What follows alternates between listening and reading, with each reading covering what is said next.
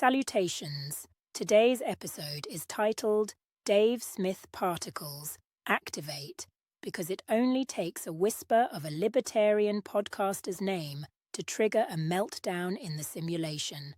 Like dropping a Mentos into a Diet Coke bottle full of political theatre, the fizz was always waiting. Because what we're dealing with isn't governance. It's a paranoid multicam sitcom where every character thinks they're the main plotline, but none of them realise the writers died in Season 2, and the scripts are now generated by polling data and trauma cycles. This isn't about Dave Smith. He's just the spore, a libertarian podcaster floating through the American bloodstream like a high-functioning parasite, infecting timelines with Rothbard quotes and pretending hedge fund logic is freedom. The point isn't Dave. It's what he activates. Let's talk about the real virus, politics.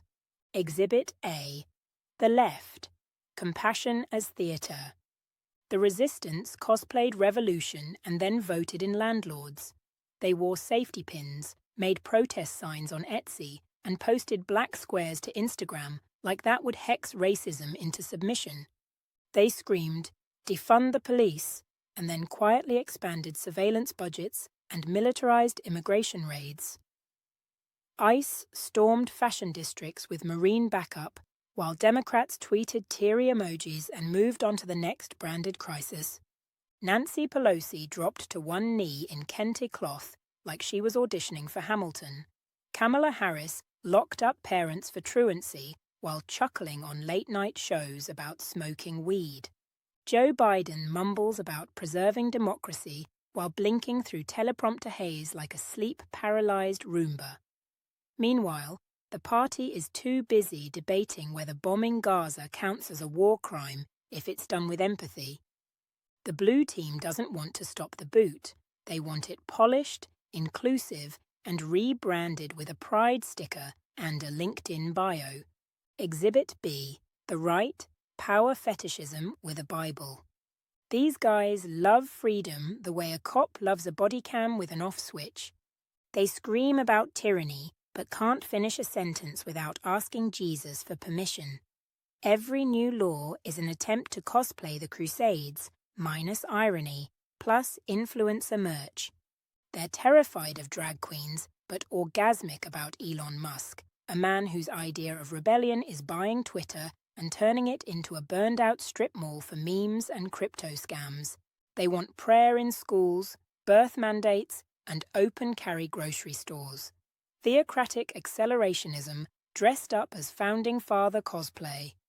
Now they're obsessed with AI freedom, pushing legislation that bans AI tools trained on DEI data while running deepfakes of their messiah fist-fighting Skynet. They're not anti-government, they're anti-accountability. Their dream society is a branded gulag with custom merch. This isn't conservatism.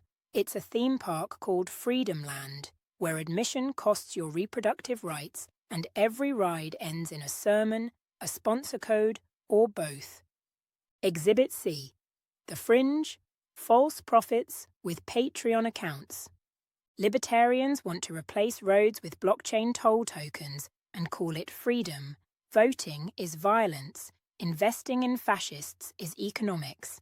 Centrists exist to be smug and wrong, like splitting a poisoned sandwich with your executioner and calling it compromise.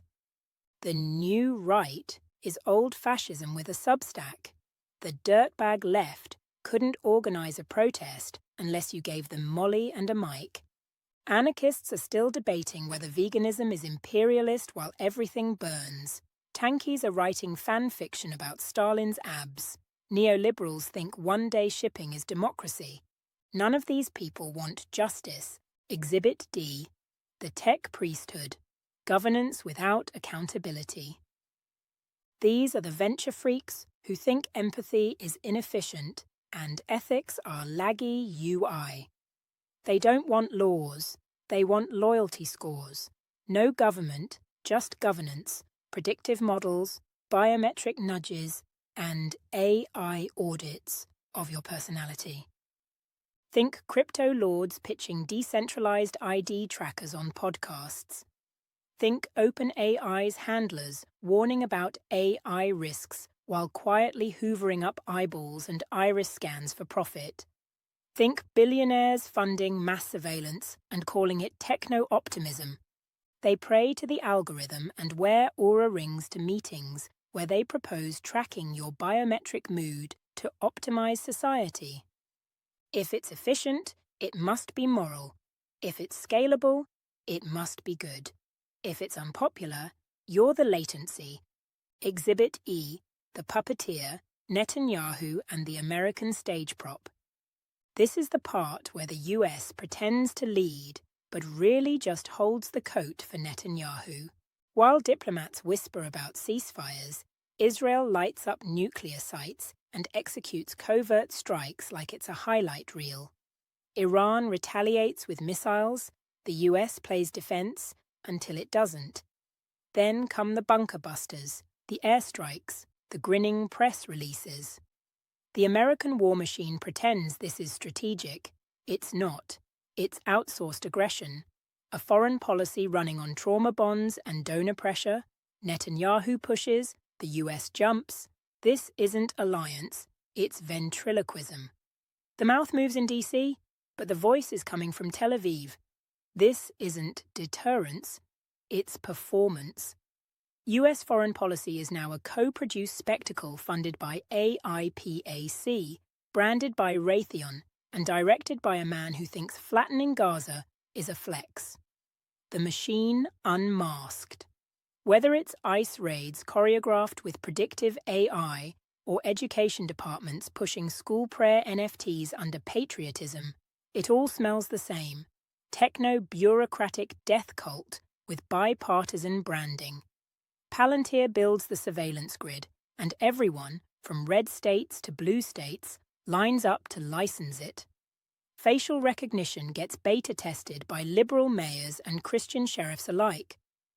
This isn't politics. It's a multi-platform content farm with biometric filters. You are the commodity. You're not a citizen. You're a data point with a pulse. You don't vote. You consent. You don't participate. You generate analytics. They sell your outrage and your hope on a looped timeline. Every party is a subscription service with different fonts. Cancel any time, but the debt is eternal. Democrats offer rainbow surveillance. Republicans offer Christian landlordism. Independents offer vibes, betrayal, and a cold brew discount code. All they want is your click, your fear, your faith, just long enough to monetize it. This system isn't broken. It's optimized. You're not malfunctioning. You're monetized. You're not a voter. You're a line in a machine learning dataset. Burn it rhetorically. Salt it symbolically. Exit emotionally. This has been Podcast with Lily Abernathy. Today's actual message? This isn't a system. It's a stage play written by ghouls and funded by your rent. Subscribe if you want. I already exist in your neural pathways.